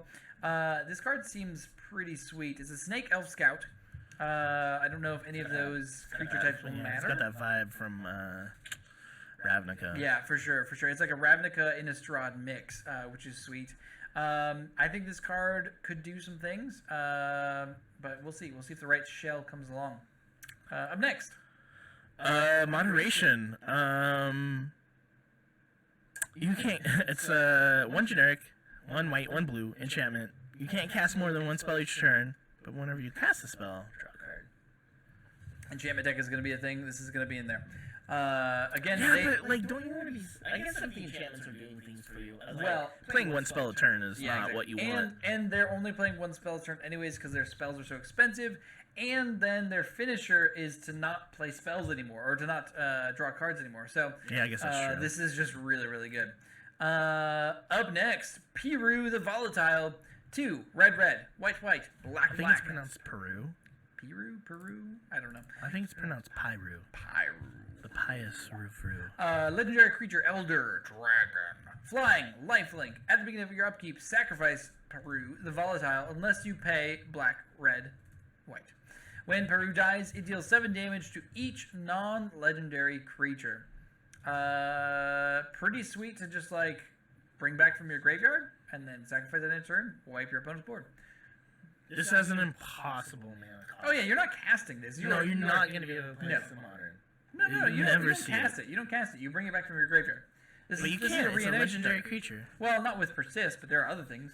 Oh yeah, I guess that's true. Yeah. All right, next card. Priest of the Fell Rites. Priest of the Fell Rites. 1 white, 1 black. Creature, human warlock. Tap, pay 3 life. Sacrifice Priest of the Fell Rites. Return target creature card from your graveyard to the battlefield. Activate this only as a sorcery. It has Unearth for 3 and a white and a black. Wow. This card's really good. Speaking of bringing things back from the graveyard, Priest of the Fell Rites does exactly that. You do have to untap with it, so this is a turn 3 thing that you're gonna do. But turn 3, if you can untap with it, you suddenly have Gristlebrand or a Pyru or whatever you happen to need, and then you can unearth it for 5 mana later in the game to do it all again. Yeah, it feels pretty good. Yep, it's pretty good. Next up, Ravenous Squirrel, 1 hybrid, black, green. Yeah, it's a squirrel creature. Whenever you sacrifice an artifact or creature, put a +1/+1 counter on Ravenous Squirrel. 1 black, green. Sacrifice an artifact creature. You may gain 1 life and draw a card. It's 1/1. It's just a solid 1-drop for the squirrel. Oh yeah. With later implications that if you get scroll tokens out and you sack it, it can get bigger. But you can also run this in a non-squirrel deck that's just doing 100%. Yeah, that's just doing the sacrifice stuff, and then it just gets gigantic. You can run this with the zombie that also eats things. So I think this card is pretty sweet. Alright, next up, we have this enchantment we want to talk about. Oh yeah, Sithis, Harvest Hand, green white, legendary enchantment creature nymph. Those are never a problem, right? Whenever you cast an enchantment spell, you gain 1 life and draw a card. This is a very huge linchpin in the enchantment deck. Just like in the enchantment deck. Yeah. I could see this actually in Boggles. Yeah, yeah. Does this replace the other draw card? I don't think Does so. it replace Core Firewalker? I think maybe you could even like split it up so you don't have as many like It is legendary, so that's hexproof. Like I'd run 2 maybe. Yeah. But like being able, and even in the sideboard, but I think it's more for like you said, Enchantress. Yeah. Notably too, if you do have 2 of these in hand, you can play the second one and draw a card and gain a life just by casting it. So keep that in mind. Next up, Territorial Kavu. 1 red, 1 green. Creature Kavu. Domain. Territorial Kavu is equal. Power and toughness are each equal to the number of basic land types among lands you control. Whenever Territorial Kavu attacks, choose 1.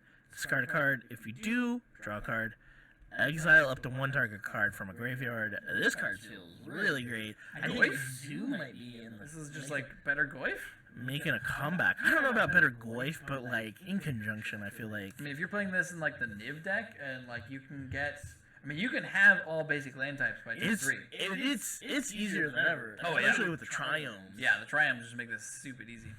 All right, up next is Fire and Ice. Fire and Ice. Fire and Ice. The split card, the OG split card. Fire deals 2 damage, divided as you choose among 1 or 2 targets. That's fire, and that's 1 generic and 1 red. And then ice is 1 generic, 1. I'm tilting my head because the card's sideways. 1 blue, instant, tap target permanent, draw a card. This card feels like it's 2 years too late to modern. Yeah, probably so. Up next, Shardless Agent, 1 green and a blue. Artifact creature, human rogue, Cascade, 2/2. This card has been almost in Modern for a long time. It's finally here. People are stoked about it. It is a sweet Cascade card. That art is sick. This will probably break some things in Modern. I like the promo art for that. I mean, they're both really cool. Yeah. And up next is Vindicate. Vindicate. 1 generic, 1 white, 1 black. Sorcery, destroy target permanent. What can we say? It's an oldie but a goodie. Is it still cast? I don't know. It's 3 mana, which is rough. It's a sorcery. I don't know. It does just hit anything, so maybe that's good enough. Up next, Sterling Grove, green white enchantment. Other enchantments you control have Shroud. You can pay 1, sacrifice Sterling Grove, search your library for an enchantment card, reveal it, then shuffle and put that card on top. This card is really, really good for that Enchantress deck. That's definitely going to exist. So figure out how to beat that deck. All right, we are almost through. Thank you so much for sticking with us. Yes, indeed. Caleb has a lot of editing to do. I sure do. All right, artifacts. Where do we start with these? Altar of the Glyph? We're just going to jump into Altar of the Glyph. Yeah, 5 generic, tribal artifact. It's been a very long time since we've seen tribal in the subtype. Tribal artifact Lurgoyf. Whenever a creature you control attacks alone, it gets +X/+X until end of turn, where X is the number of card types among cards in all graveyards. Lurgoyf creatures you control have trample, and then whatever dies grows the ineligible. Yeah. Sweet. I think it's a fun flavor card. I don't really think it's 5 mana is way too much. Yeah, 5 mana do nothing. Up next, it's fun. Brainstone, 1 mana. We already talked about Brainstone. We're gonna pass it along. Did we talk about Brainstone? On the old spin. Oh, you're right. All right, Dermo Taxi, 2 mana artifact vehicle. Imprint. As Dermo Taxi enters the battlefield, exile a creature card from a graveyard. Tap 2 untapped creatures you control until end of turn. Dermo Taxi becomes a copy of the exiled card, except it's a vehicle artifact in addition to its other types. Again, put a Gristlebrand in the graveyard, imprint with Dermo Taxi, and you've got a Gristlebrand on I think this card's nuts. 2 squirrels to like get it. Yeah. Cool. Lingering Souls. Yeah, absolutely. I think this card could see play, and for 2 mana, it's very cheap. Not bad. Next up, Cauldra, complete, Oh, yes. completely misspelled. I don't understand why it's spelled that way. It doesn't make a lick of sense. 7 generic mana. I'll get off my high horse.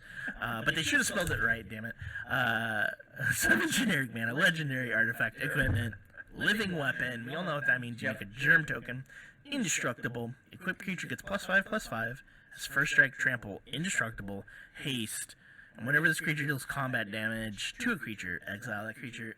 Equip 7. Basically, it's all those culture cards fused into one. And I think it makes it much easier. This is the only piece of, tech Tron got, I think, in this. Are you kidding me? This is a Stoneforge card. Yeah, so you're the Stoneforge player. You tell me if you think that if your Stoneforge dies and this gets stuck in your hand, how bad do you... Yeah, versus... Yeah. No, it is true. It is true. Granted, you're not playing a lot of them because it's legendary. Yeah, you're only playing one. But... You're only playing one. I don't know. I'm gonna try it. We'll see how it goes. I think the card's dope. I love the card. Yeah. I think it's really great. All right, up next, Liquid Metal Torque. 2 mana artifact. Add 1. Tap and add 1. Or tap and target non-land permanent becomes an artifact in addition to its other types until end of turn. So this is a liquid metal coating that can also give you land. Okay, maybe I take it back. Maybe there was another treat for Tron. Yeah, so. There you go. You can't blow up lands with this, but it is pretty sweet. Yeah. Up next, Nettle Cyst. 3 generic artifact equipment, a living weapon. Equipped creature gets +1/+1 for each artifact in or enchantment you control. Equipped to. What do you think? Meh. Yeah, I wish it didn't cost 3. I think that's makes it a little bit rough. A lot for +3 or for 3. Moving on, Soul Talisman, suspend 3 for 1 mana. It's like an artifact. It's like Soul Ring. It is Soul Ring. More like Slow Ring, right? Update day. Colorless.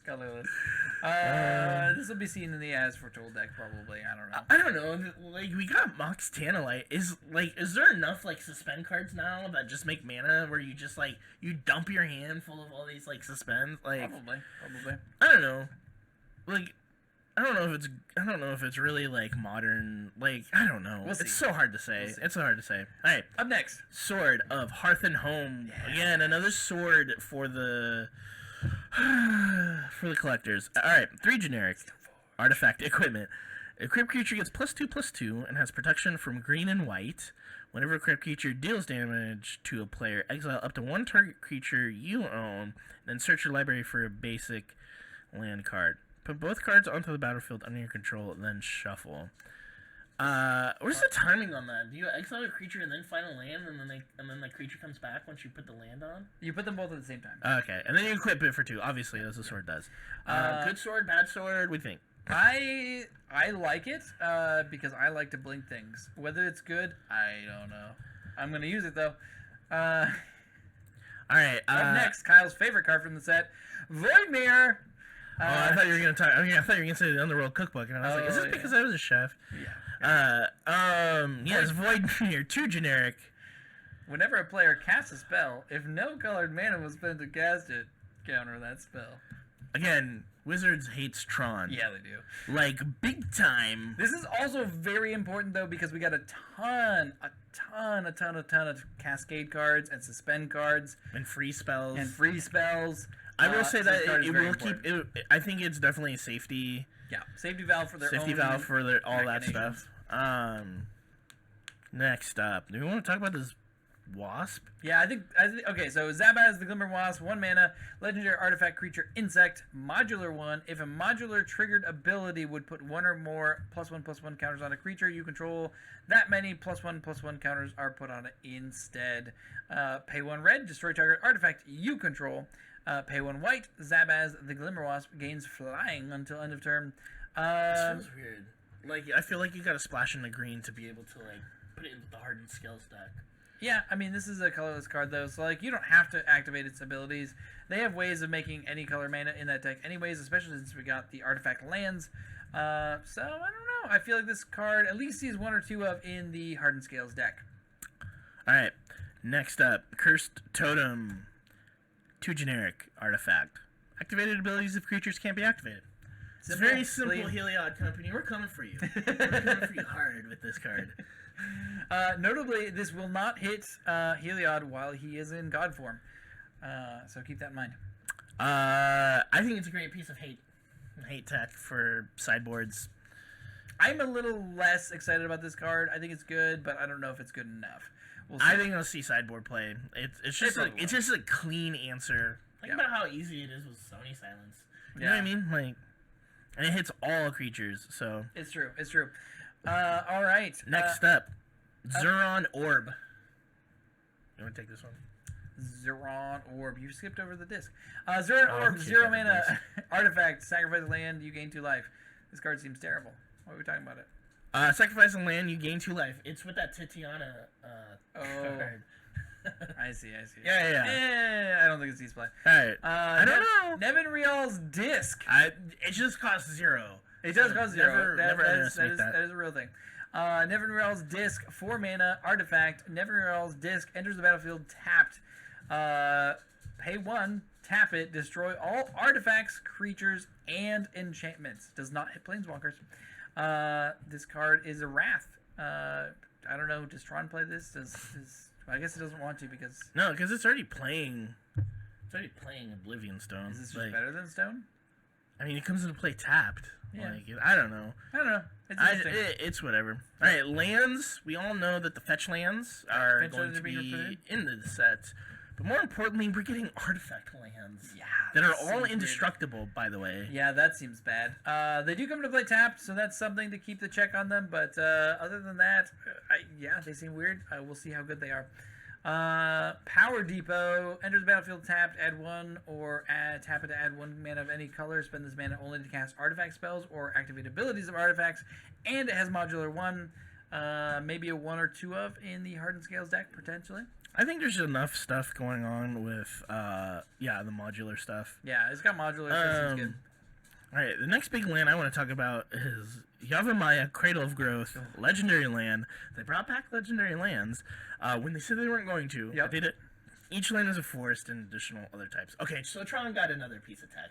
Like, Also, this is dumb. Why does this? Why did Green need this? Green did not need this. Get it out of here. yeah. Speaking of like power, and then I saw that I think it was Aaron Forsyth posted on Twitter that they're not going to complete this cycle Yep. because of things like Destroy all islands. Yeah, destroy all islands or like planes and stuff. Yeah. Like, this is gonna be a staple, I think, for. I mean, mean, it plays green. It's just yeah, like, basically, if you if play you black run like green- Urborg, Yep. it's kind of a no Yeah, you just run one of these. low in your cost. deck. Like you like it, yeah, get Very, one. very few reasons not to run it. Yeah. Which means it's gonna be super expensive. Cabal Coffers, a reprint into Modern. Tap 2, add black for each swamp you control. Pair this with Urborg, and you have a lot of mana. So I think the Mono Black Devotion deck just got a real boon. I'm excited to play this card. And the last land that we want to talk about is Riptide Laboratory. 1 tap, add 1 generic, 1 generic and 1 blue. Return target wizard you control to owner's hand. The only reason I'm talking about this is because the opportunity cost to play it with Merfolk. A lot of those Snapcaster? cards, a lot of those are wizards. Yeah. So Snapcaster. Snapcaster. yeah, there's that too. So, not to mention like V-Click and stuff. So I don't know. It's decent land. I think it could see play. Yeah, for sure. Pretty low opportunity cost. Anyways, That was MH2. all the cards. We yeah. Oh my gosh. I think we got through just about everything. I think we did. Thank you so much for sticking around with us this entire time. Yeah. That was the longest episode we've ever done. How many Hopefully you hours is enjoyed this?